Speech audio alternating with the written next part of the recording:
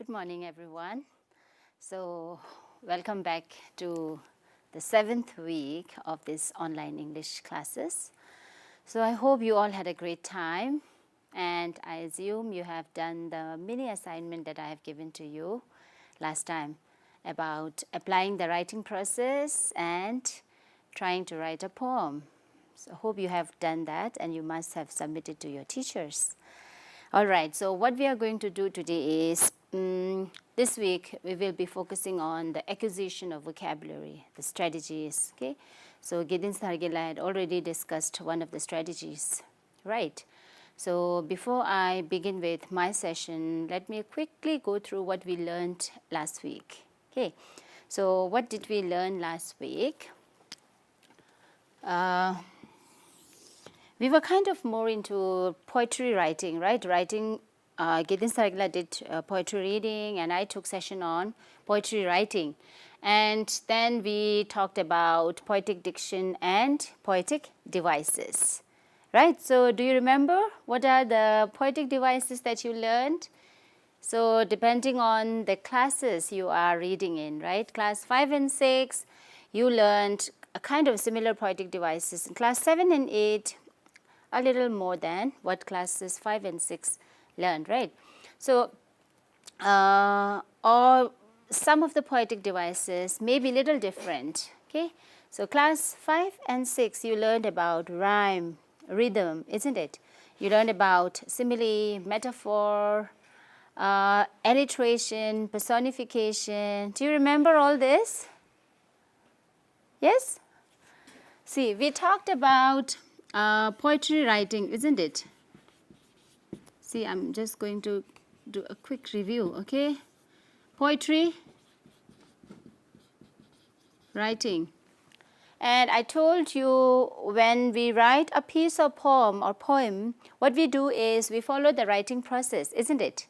We do follow writing process because we have been repeatedly telling you that whatever type of writing you are into, right, or you are just going to do, you have to follow the writing process.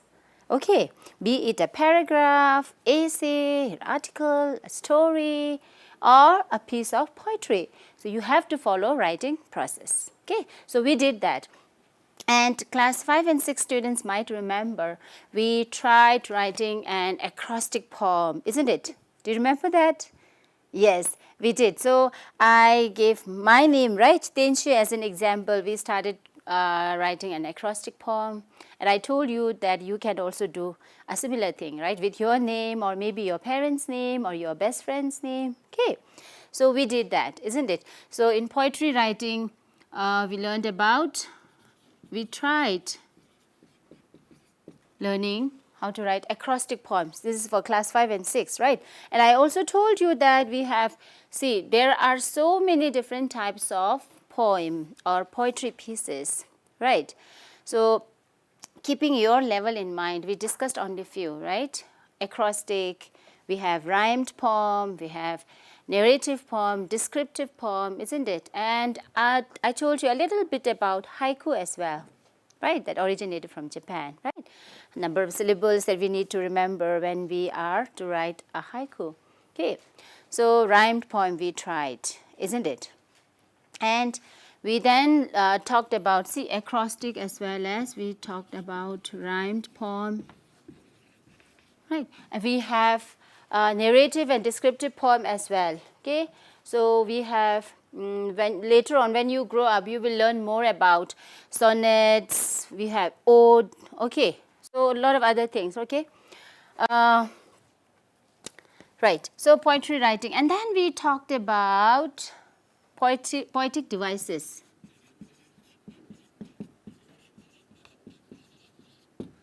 So they are like tools, okay, that poets or writers adopt or use when they are writing. Okay, and this kind of in a way helps the poets, okay, in order to make the piece of poetry more appealing, right? And we discussed about certain poetic devices. If you remember, what are the poetic devices that we learned? rhyme and rhythm, right? When we talk about diction as well, the way that you can say the language used, right? So we talked about simile, rhyme, end rhyme. I told you about end rhyme, half rhyme, internal rhyme. When you have the end word rhyme that is at the end of a line in a piece of poem or in a stanza, we call rhyme, end rhyme. And when you have rhymed words within the same line, they are called internal rhymes, right? And half rhyme, when either the consonant or the vowels, okay, rhyme, okay, we call half rhyme. Do you remember all this? End rhyme, internal rhyme, half rhyme. Hope so, right? Then we talked about simile. Okay, so this is a kind of comparison. Okay, made between two different things by using words like or as. She is as sweet as, if you say something, right? A chocolate, if you say. So, this comparison is made, right? We talked about a comparison between two different things using like or as. That is simile, right? Then we talked about another kind of comparison which we call metaphor. See, simile, metaphor, rhyme, these are all applicable to all the classes, okay? So even 7 and 8 students should know this. So metaphor is again a comparison between two different things, but not using the word like or as. This kind of comparison is directly implied. Okay, we say one thing is another, right? She is a chocolate, she is a, okay? So that is, you can say, a sort of comparison, or we say the sun is a ball of fire. The sun is a ball of fire. So you are comparing sun to a ball of fire.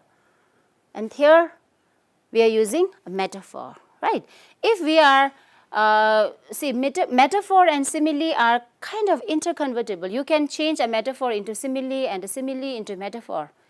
Okay, like I said, the sun is a ball of fire. Now if I want to change this into a simile, the sun is like a ball of fire. See, now it's a simile. Okay, so simile, metaphor, these are comparison. And then we learned about alliteration, right? Alliteration, where you have the first syllable or letter rhyme with each other, right? With the, you can say, not each other, sorry, the neighboring words, or you can say adjacent words, okay? So they're very close, and you see, we talked about some tongue twisters, isn't it, where alliteration is used, and some cartoon characters, I told you, because they are very catchy. Alliterations in a way help you to remember the things. Okay, so I remember telling you name of some cartoon characters where alliteration is used. Mickey Mouse, Peppa Pig, Shaun the Sheep. If you remember, Donald Duck. Yes, so these are all, you can say, examples. And then you have examples of tongue twisters. Betty bought a bit of butter, but the bitter butter was a little bitter, so she bought another butter to make the bitter butter better, right? So you have this alliteration. Okay, so we learned about that also, and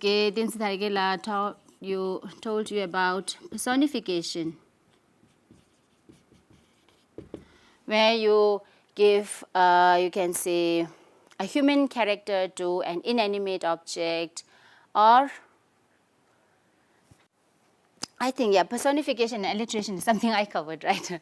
So when you give an animate, you can say a human quality or character to an inanimate object or abstract idea or thought or an animal. So this is personification, when you personify something, right? And I even gave you example of one of my poetry piece written on Miss Matchstick, right? Where I personified the matchstick as a female, right? Miss Matchstick, right? So personification. Then Gideon Sargela discussed about imagery, right? That appeals to all the senses, right? So I think imagery, yes, symbolism. So we covered almost, I think you have repetition. Yes, repetition also. Where you have words repeated or when it forms at a regular interval of time, we call it refrain, right? Repetition, symbolism, imagery, we talked about simile, metaphor.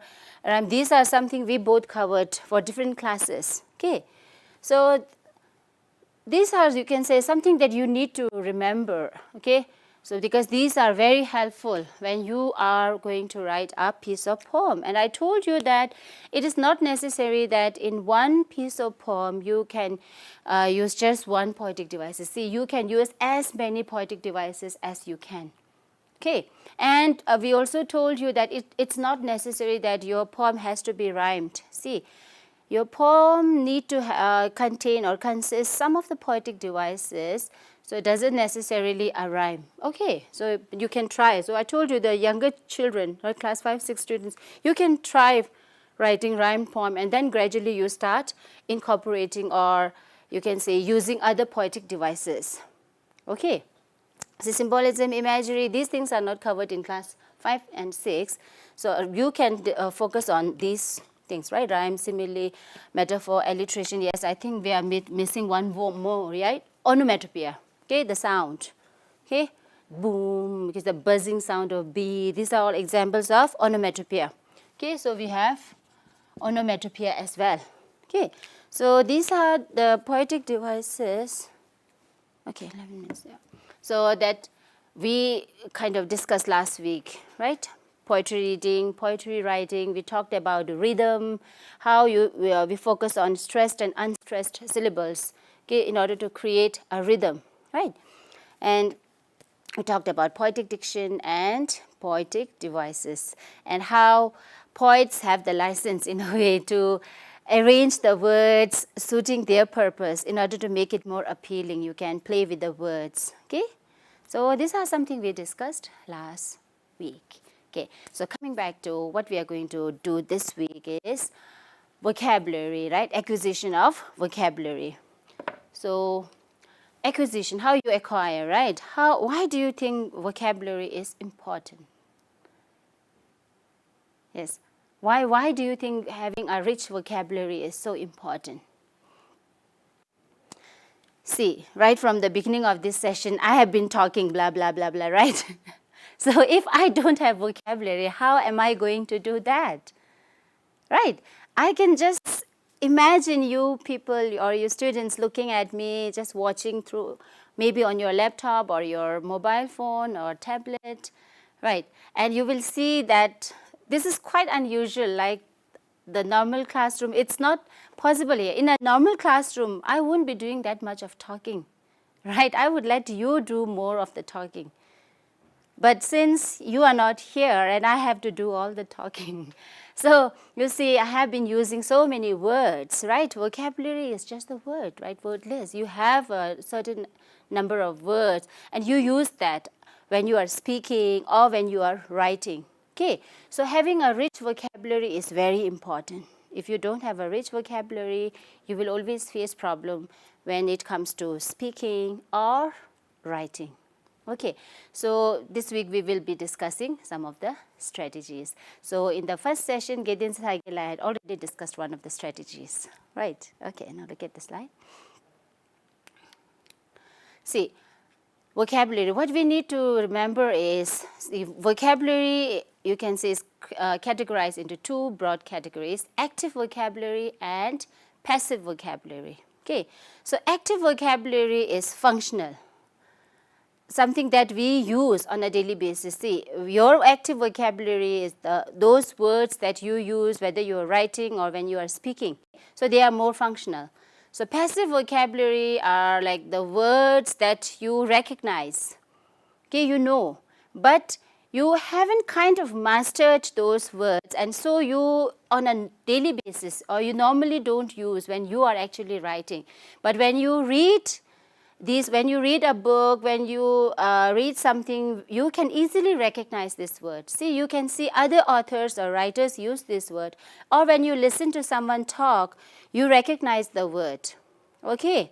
But this is your passive vocabulary because you don't use it often. You only recognize. That's why passive vocabulary is called recognition, okay, word or recognition vocabulary. Clear? See, words that one can use correctly in one's own speech and writing. So they are active vocabulary. Okay. Also called working or functional vocabulary, because these are the vocabulary or the words that are in function, okay, that you use. Okay. Passive vocabulary, words that one recognizes in others' speech and writing but cannot use them on their own. Okay, so like I may recognize a word when I read a book, but I don't have that much, you can say, confidence or mastery, or I'm not used to using that particular word. Okay, so that will be in my passive vocabulary list. Okay. Also called recognition vocabulary, because you recognize the word. That word is not, you can say, something unfamiliar to you. Okay, you know the word, but you don't use it. Okay, so that's why it is called, or they are called, recognition vocabulary.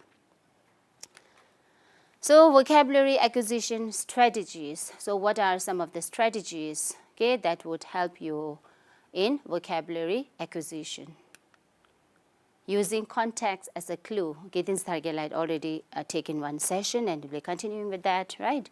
How you can use, you can say, context as a clue. Using high frequency affixes as a clue. This is what I'm going to do, right? Using known root word as a clue to the meaning of an unknown with the same root. See, if you have an idea about a root word, okay, so if you happen to see this root word in another word, okay, where you don't know the meaning, you can kind of apply, okay, you can kind of puzzle out the meaning. Okay, this is how, rather than just consulting a dictionary, as Gideon Stargell already mentioned, right? You have different ways of trying to find out the meaning. Context clue, affixes, you can look at the affixes as well, and then the root word. So vocabulary acquisition and expanding, how you can expand your vocabulary as well. See, through word families, sometimes you can do that, right? When you have a word, you can think about the word families, okay? Those words associated, you can see association of words. So through patterns of form, you can talk about the word in its noun form, then adjective, verb form, adverb form. So through patterns, you can in a way expand your vocabulary as well. Through word lists and groups, you can, like if there's a school, then what are the words that you can think about? Okay, teacher, classroom, okay, whiteboard, blackboard, students. Okay, so you can think about different words, right?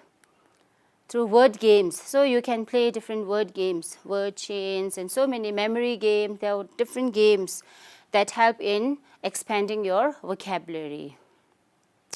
And the best and the most important strategy for vocabulary acquisition is reading. Okay, you have to read. Okay, unless you read, you cannot dream of having a very rich vocabulary. Okay, so the best and the most important strategy that I would suggest, even your teachers might be suggesting you, right, is reading. Okay, so please cultivate this.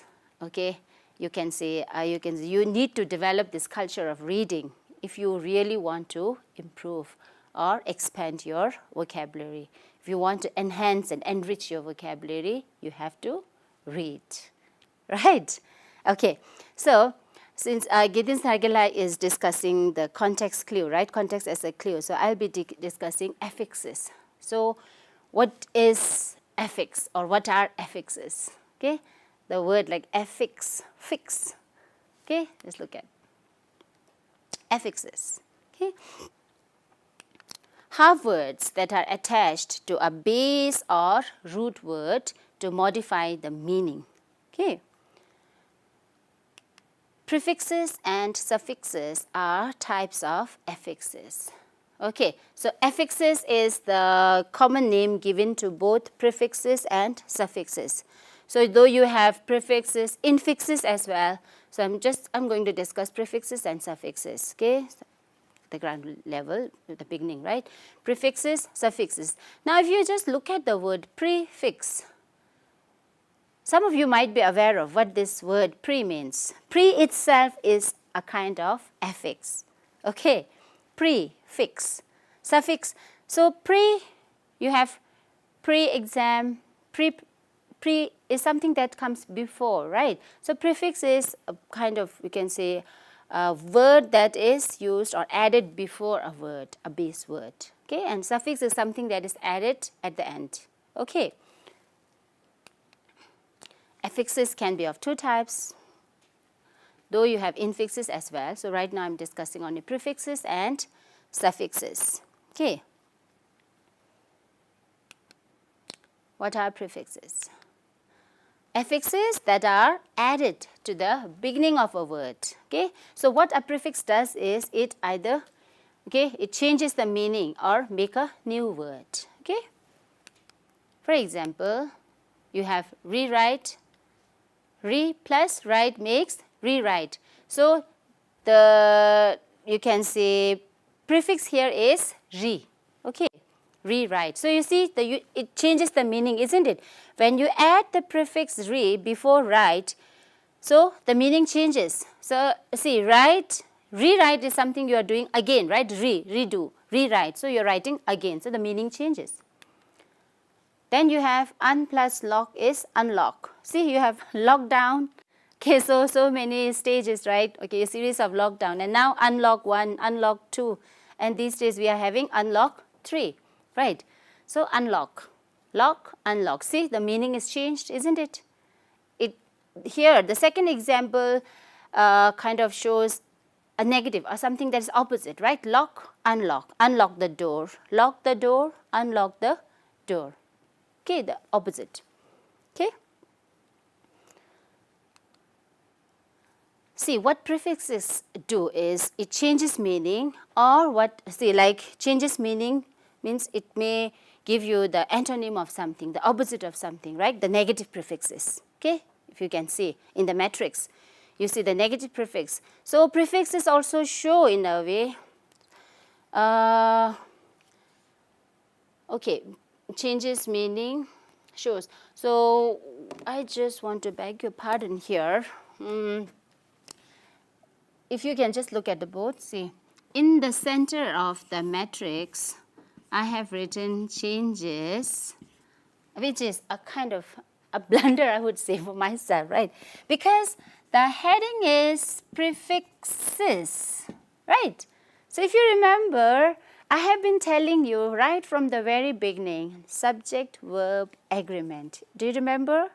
If the subject is plural, verb has to be plural. And if the subject is singular, verb has to be singular. So I don't know how I made this mistake. I didn't check, right? Prefixes.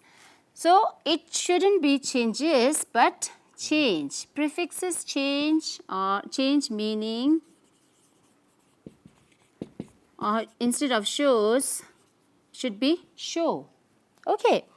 So what I can do is I can either remove the S from changes and show, or what I need to do is rather than prefixes, I should be writing prefix. Okay. Did you get that? So I don't know how I missed checking this.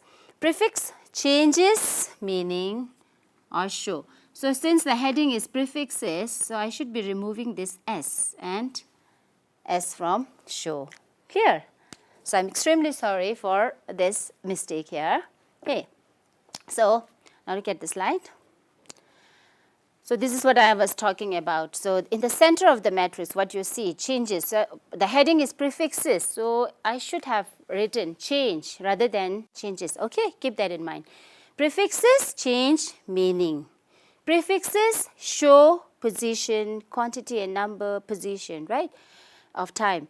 Prefixes change meaning. Prefixes show. Got it? Or I should be writing this way. Prefix changes meaning. Prefix shows. Clear? Okay, I think I'm now clear. Right. So we will look at these different types of prefixes. Okay, prefixes that change meaning. That is negative prefixes. Okay, let's look at a few examples. For examples, okay, you have D.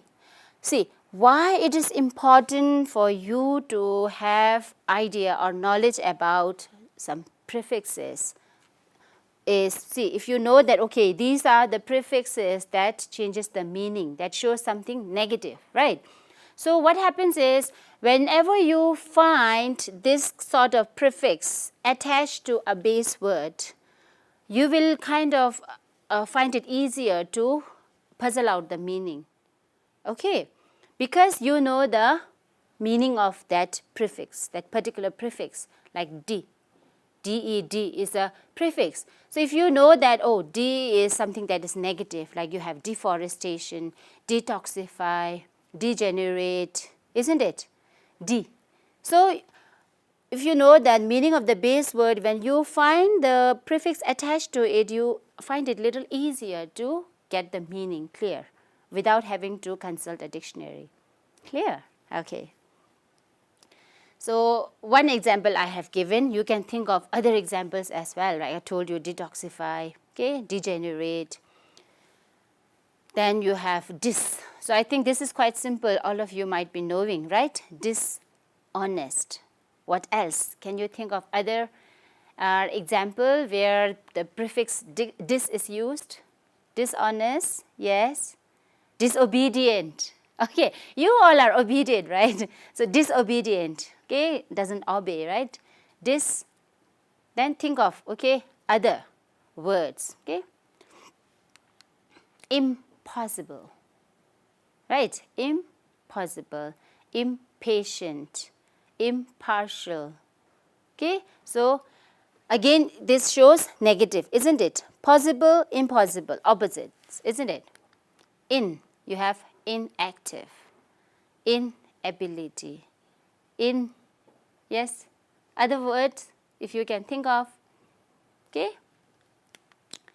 Then you have irrelevant, okay? Irrelevant, irregular, right? What else? Think of it, okay? So all this means opposite, right? The negative. Then you have illogical, ill, okay? Now, here I just want you to pay attention to the four, you can say, prefixes, okay, after this, right? In, ir, and ill. So what you need to remember is, see, ill. So here you can like, it's like when you have the words like R and L, so we don't use irrelevant or illogical, okay? So what we use is irrelevant, illogical. Okay, the first consonant is repeated. Okay, illogical. Misunderstanding you have, misinformed, miscommunication, isn't it? So mis in a way again suggests something that is wrong, right? Misunderstanding. There must have been something wrong, right? Miscommunication you can add. Then you have non-violence, right? Violence, non-violence. Okay, then you can think of other, you can say, you have, yes, NGOs, right? Non-governmental organization, NGOs, okay, non. So these are some of the, you can say, prefixes. Then we have one more, unable, undue, undue attention, unable, okay. Then you can think of more words. So by looking at this, what I want you to do is you can just think of whatever words that have this kind of prefixes you know or you remember. Keep writing. Okay. Did you get me? So I have given you some examples of negative prefixes, and I've just given one example in written that you can see in the slide.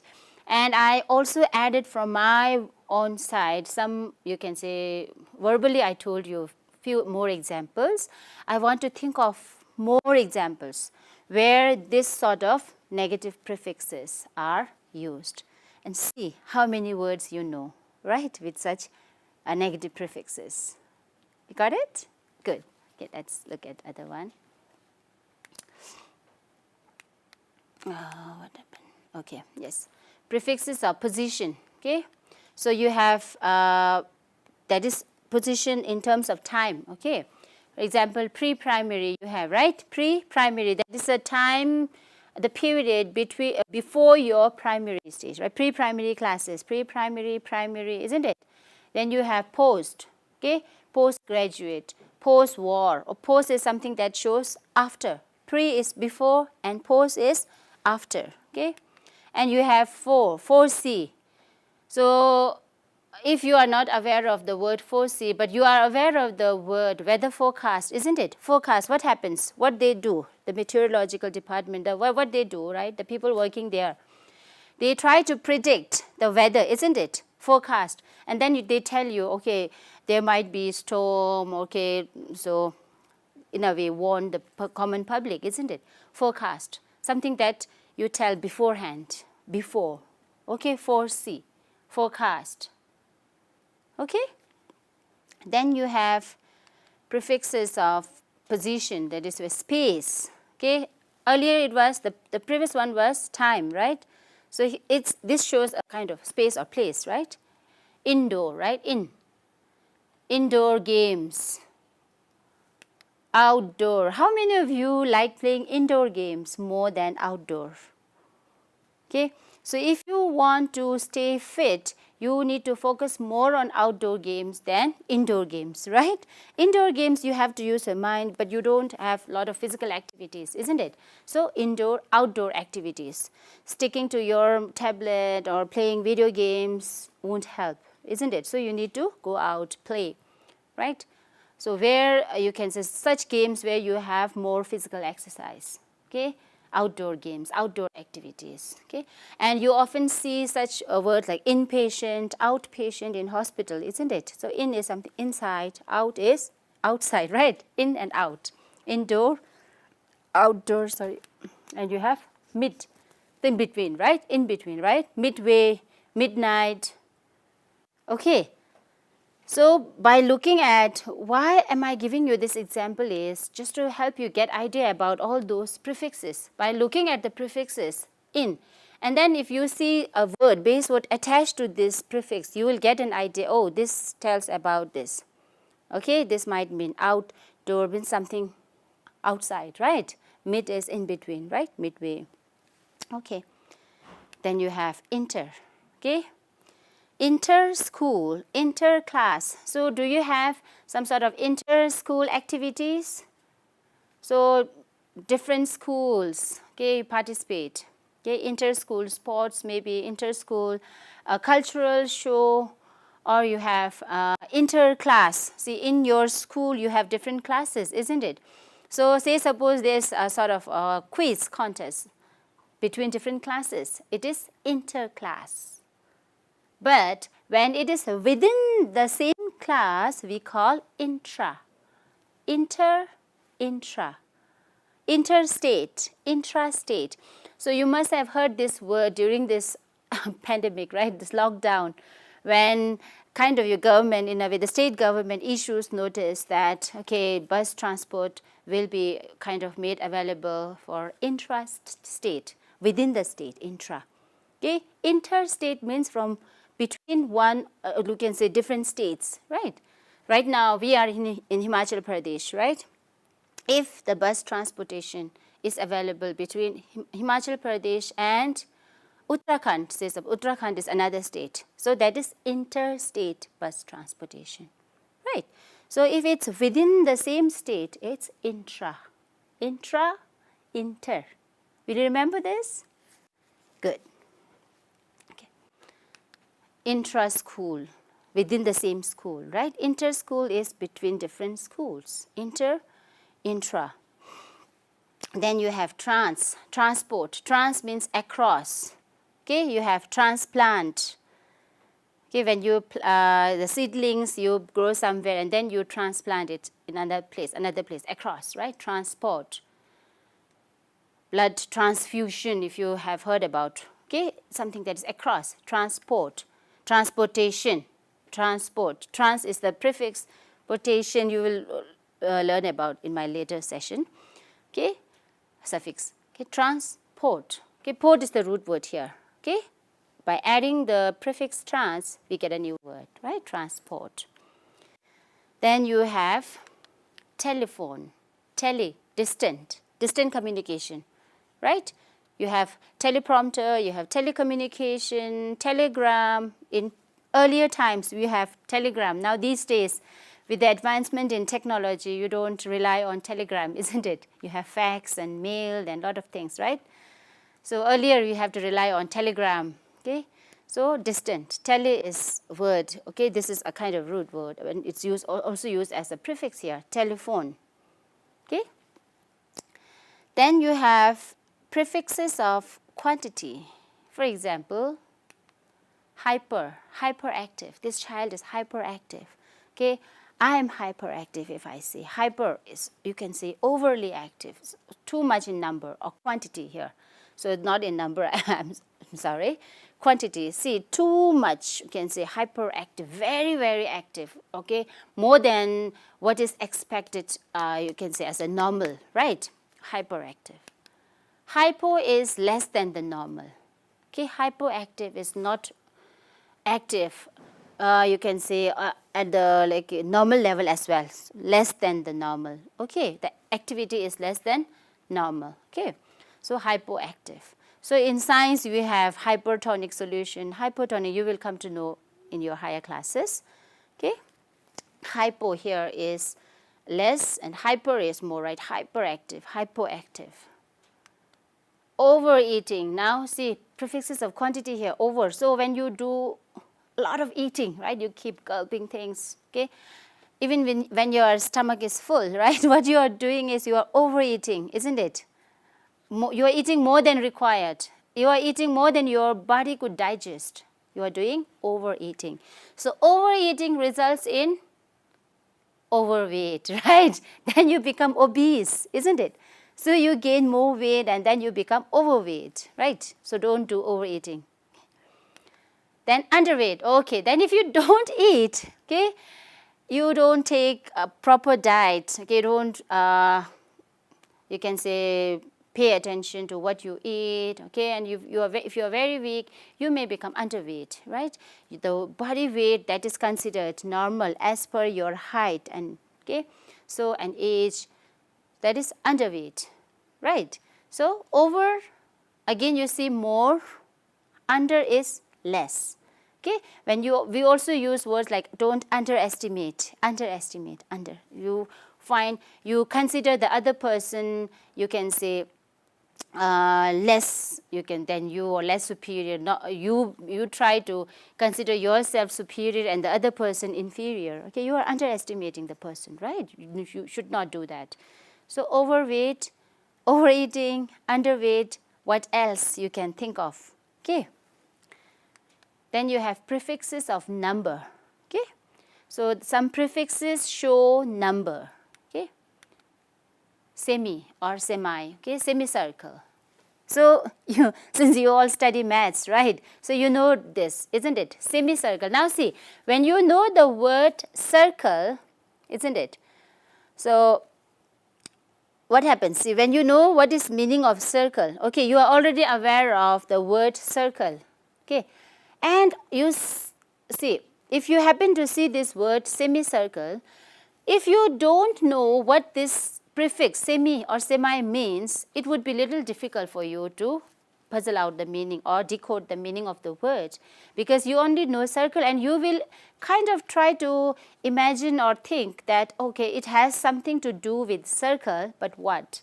You are not aware. Okay, so that's why it's very important that you have knowledge of those prefixes. So if you know that semi or semi, okay, means half, okay, then you can easily kind of decode the meaning of the word semicircle, because circle you know, right? So semicircle means half, okay, half of a circle, right?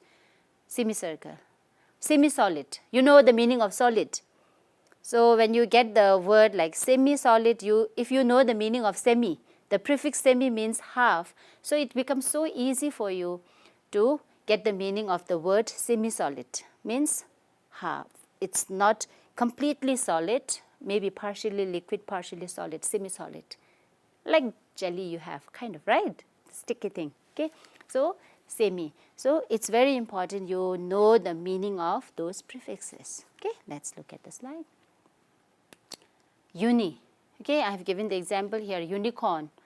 Okay, why the animal is called unicorn? You have one, okay, a kind of horn or corn on, right? Unicorn. Then you have unicellular organism, just with one cell, right? Uni.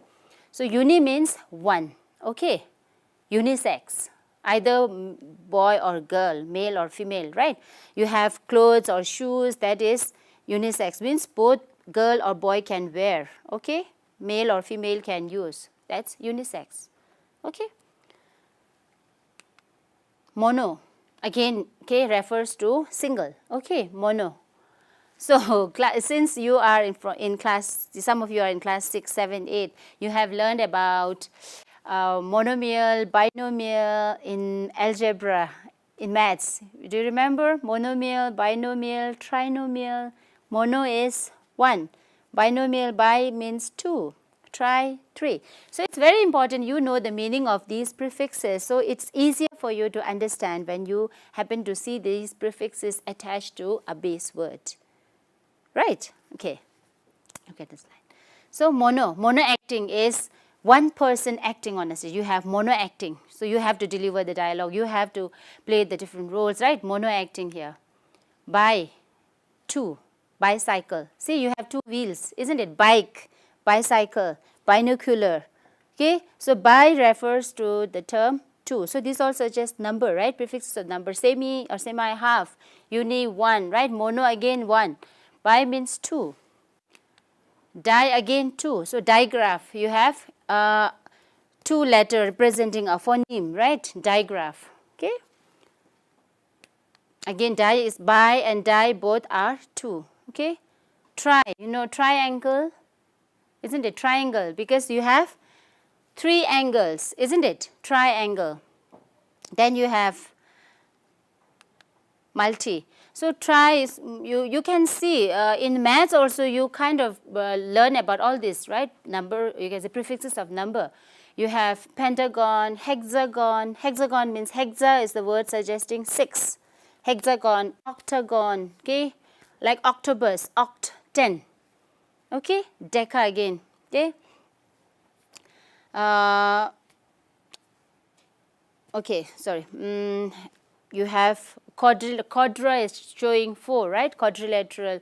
Then you have penta, okay, pentane, pentagon, 5, hexa, 6, hepta, 7, okay, octa, 8, okay, I just got confused. And then you have nona, 9, deca, 10, okay. So, this way, if you remember this, then you can easily, because polygon, if you are to see when you learn maths, if you are to learn about different polygons, so if you have the knowledge of these prefixes, it becomes very easy for you, okay. If your teacher asks you, okay, how many sides are there in a decagon? If you have no idea about deca, you may get confused. But if you know that, okay, deca means 10, decade, right? And you can say pentagon. If you have idea about penta, then it's very easy for you, right? 5 sides. Triangle, 3 angles, isn't it? You got it? Okay. So, this way it's very easy, or it's important for you to know about these prefixes, okay? Tri is 3, multicellular, multinational, okay? So, cellular, cell, okay? We are multicellular organisms because you can say, we are made up of so many cells, then you have multitasking. So many tasks, work you do, right? Multitasking. So, multi is, again you can say so many, right? See, you can easily decode the meaning. Multiply, right? When you multiply, multi. Cent is the prefix for century, 100. Centimeter, right? Cent. Centipede, we have centipede, we consider centipede has 100 legs, right? Centipede. Then century, 100. Okay, Sachin scores, okay, a century. Or you can say Dhoni scores a century, 100 run, 100 score. 21st century we talked about, right? Developing 21st century skills, century. Okay, 100. So, what I'll do is in my next session, I'll be discussing more on, you can see the suffixes of number, and then I'll maybe help you get some more idea about affixes, okay. So some more examples of prefixes and then suffixes I will discuss in my next session after Gedin's Thargilas session. Okay, thank you.